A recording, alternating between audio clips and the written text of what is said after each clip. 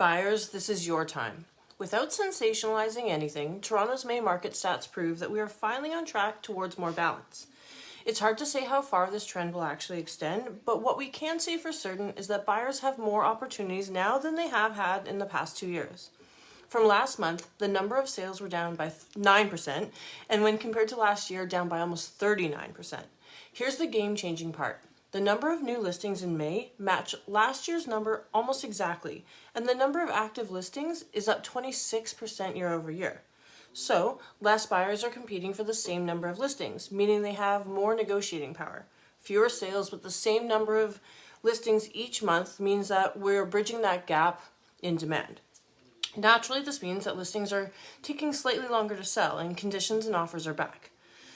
A property is now staying on the market for an average of 18 days before selling, and this includes if a property is taken off the market and relisted, which accounts for almost 26.4% of new listings on the market. Here's the fine print.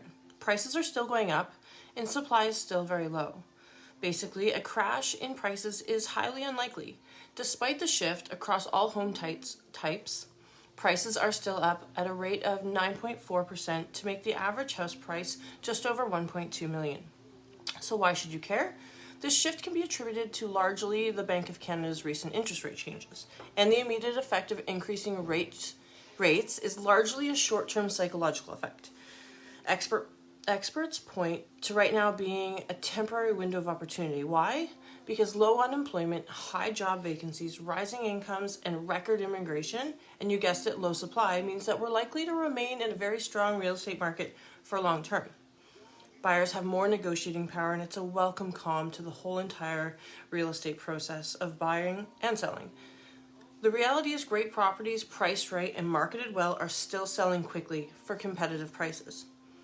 These changes allow for conditions like home inspections or financing to re-enter the discussion.